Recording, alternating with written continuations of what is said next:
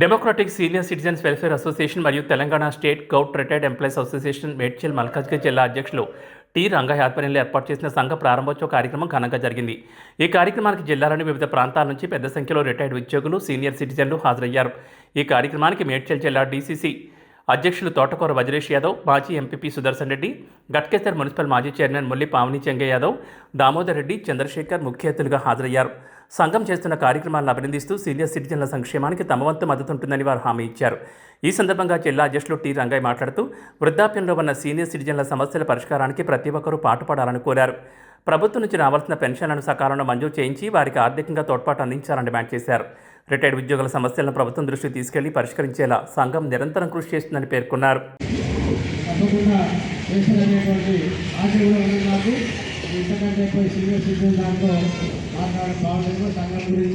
మాకు ఒక senior citizen కావాలి అని మాకు మార్గదర్శకం ఒకటే రామరెడ్డి గారు తిరిగిపోవాలి.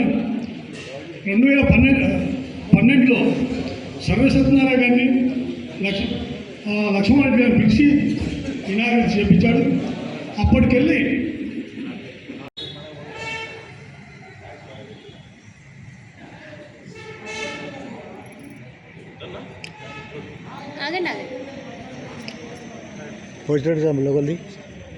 లోగల్ది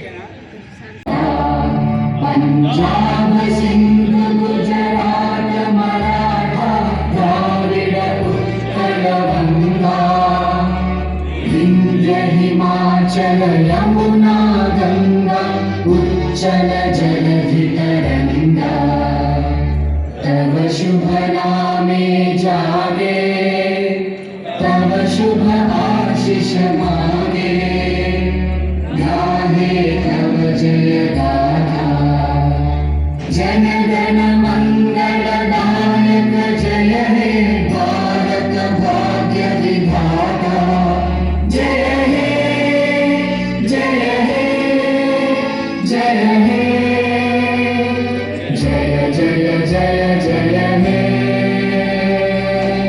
जय भारत माता की जय। रेडी ఒక్కసారి చూడాలి.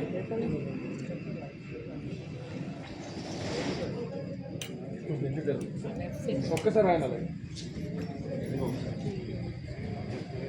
నాకు ఎందుకు ఒకసారి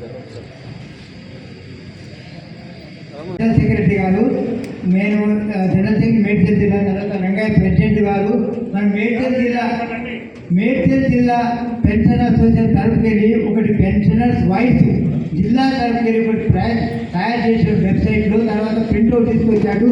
దాన్ని మన ప్రెసిడెంట్ దామోదర్ రెడ్డి గారు, చంద్రశేఖర్ గారు, వెంకటరెడ్డి గారు, మన వెంకటరామరెడ్డి గారు, మన గోపాల్ రెడ్డి గారు పైకి రావాలండి. ఇప్పుడన్నా గోపాల్ రెడ్డి గారు ఆవిష్కరిస్తారని వేడుకుంటున్నాను. మనము స్థాపించుకోవడము, ఆ గట్కేసర్ మున్సిపాలిటీలో స్థాపించుకోవడము అనేది నాకు చాలా సంతోషకరమైన విషయం. ఈరోజు మనము వేదికను అలంకరించిన పెద్దలందరికీ, అలాగే ఇక్కడ విచ్చేసిన సీనియర్ సిటిజన్ అందరికీ కూడా నా యొక్క నమస్కారాలు.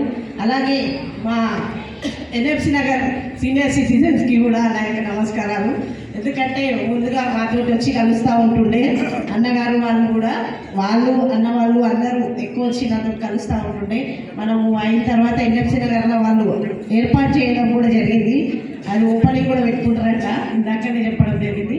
అలాగే మన సీనియర్ సిటిజన్ అందరం ఏకమై ప్రభుత్వాన్ని గురించి ఏదైనా మీకు కావాలనిపిస్తే మా సహకారాలు ఎప్పటికీ మా సహకారాలు మీకు అందుతాయని చెప్తున్నా. అలాగే మన వజ్రేషన్న గారు కూడా ఇప్పుడు వచ్చి నాతో పాటు పాల్పంచుకొని, మన స్టేట్ లీడర్ గారు వచ్చి మనకు ఇన్ఛార్జ్ కూడా మన వారు నేటి మరి అటువంటి నాయకులు మేము పిలవగానే రావడం మాకు ఎంతో సంతోషంగా ఉంది. మరి ఈ కార్యక్రమం పర్వదినంగా కనబడుతున్నదని తెలియజేయడానికి సంతోషిస్తున్నాం. మరియు ఇక్కడికి అతిథులుగా విచ్చేసినటువంటి ప్రజానాయకులు మహేష్ యాదవ్ గారు, మిగతా వారంతా కూడా కార్యక్రమాల్లో వేరే కార్యక్రమాల్లో ఉండడం వల్ల వాళ్ళు వెళ్ళిపోయినారు. మరి ఇక్కడ మన ప్రజా సేవకులు. అప్పుడు కూడా రెండింటిని సమన్వయపరిచే ఈ సమావేశాన్ని ఏర్పాటు చేస్తే దానికి కూడా రావడం జరిగింది. ఈ సమావేశం కూడా మరి వారు ఉన్నటువంటి ఎల్డర్ సిటిజన్స్ అసోసియేషన్తో విభేదించి మరి కొత్త డెమోక్రటిక్ సీనియర్ సిటిజన్స్ అసోసియేషన్ స్థాపించడం అనేది వారికి నేను అభినందనలు తెలియజేస్తున్నాను.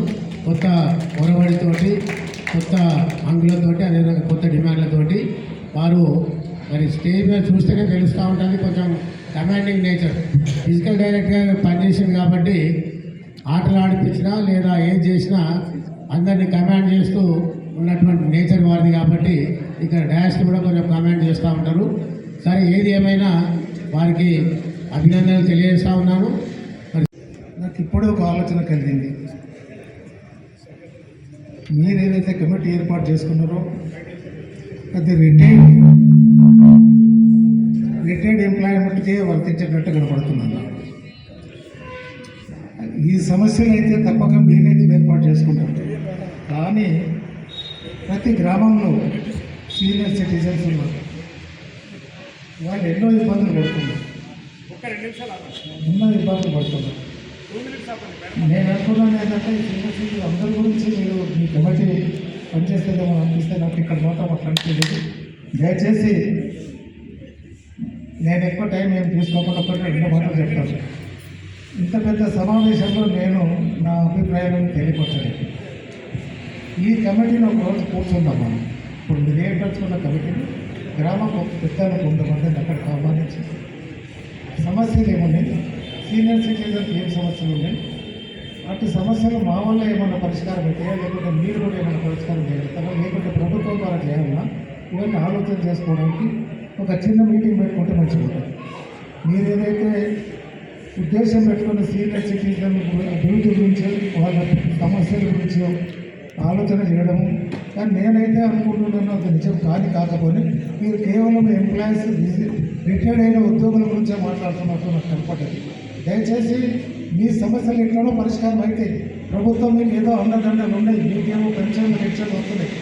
కానీ ఎంతోమంది కుటుంబీకులు తల్లిదండ్రులు కొడుకులు ఉండి కూడా చూడలేని కుటుంబాలు వాటికి మీ నాయకత్వంలో నా సహకారంతో సేవ చేద్దామంటే నేను వెళ్ళగలిగినా నేను ముందుంటాను.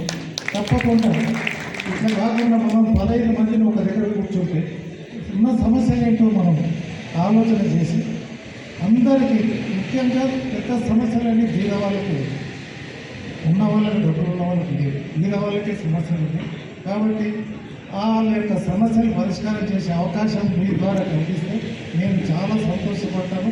నా సమయాన్ని పూర్తిగా ఈ సమస్యలు పరిష్కారం చేయడం రంగేష్ సార్ గారిని అభినందన తెలియజేస్తూ, సీనియర్ సిటిజన్స్ అనగానే చాలామందికి నేను చూస్తున్న విషయాల మీద ఈరోజు కుటుంబంలో ఫస్ట్ గౌరవం లేకుండా పోయింది. పెద్ద మనుషులు అంటే మనకు సొసైటీలో కూడా ఏదో వీళ్ళు వయసు అయిపోయిన వాళ్ళు వీళ్ళు మాట ఎందుకు రాలని చెప్పి సొసైటీలో చాలామంది చులకన చూసే సమయం. కానీ మీరు ఇలాంటి సంఘం ఏర్పాటు చేయడం వల్ల కొంతలో కొంత మీకు గౌరవం దక్కుతుంది, గుర్తింపు దక్కుతుందని నేను విశ్వసిస్తున్నాను దాంట్లో. ఎందుకంటే ఈరోజు మన సంఘం ఏర్పడకపోతే ఇండివిజువల్గా ఉన్న దగ్గర ఎవరిని పట్టించుకోకుండా పోయిన సంఘటనలు చూస్తున్నాం. మీ సంఘం ఏర్పడారు, నేను సంతోషిస్తున్నా. నా బాధ్యత కూడా చెప్తున్నా మీకు ఇక్కడ ఈ ప్రాంతం వాళ్ళు ఎవరైనా అంటే ఈ పరిసర ప్రాంతంలో ఎక్కడున్నా మీరు సీనియర్ సిటిజన్స్ బాధపడకుండా మీ కొడుకులాగా మీకు ఆరోగ్య విషయంలో కానీ ఇంకేదైతే మీరు సంఘం విషయంలో సార్ చెప్పిండు మాకు 500 గజాలు కావాలని చెప్పిండు కదా, 500 గజాలు మీరు ఏం చేయాలో తెప్పించుకోండి. నేను దానికి రాజకీయాలు పోతలేను, కట్టించే బాధ్యత మాత్రం నేను తీసుకుంటాను. ఇది ఇక్కడ వైకుంఠ ఏకాదశి నాడు మీకు ప్రామిస్ చేసిపోతున్నా. మీరు స్థలం ఇప్పించే బాధ్యత మీరు తీసుకోండి, కట్టించే బాధ్యత నా బాధ్యత కూడా.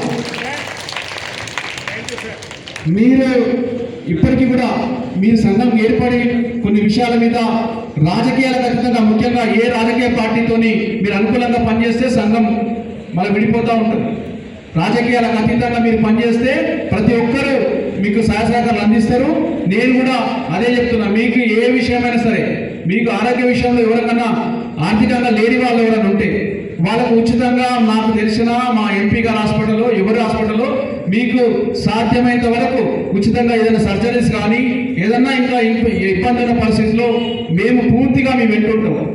ఈరోజు మన నరేంద్ర మోడీ గారు కేంద్ర ప్రభుత్వం సీనియర్ సిటిజన్స్ కోసమే ఆయుష్మాన్ భారత్ కార్డులు ఉన్నాయి. ఆ కార్డులు మీ అందరికి వచ్చినాయా లేవో నాకు తెలియదు. దానికి కూడా మీరు ఒక క్యాంప్ లాగా పెట్టుకోండి. ఇప్పుడు ఇతరులు నేను ఇంతకుముందు చెప్పిన దమాయిపూడిలో నేను అనేక సార్లు అటెండ్ అవుతుంటాను.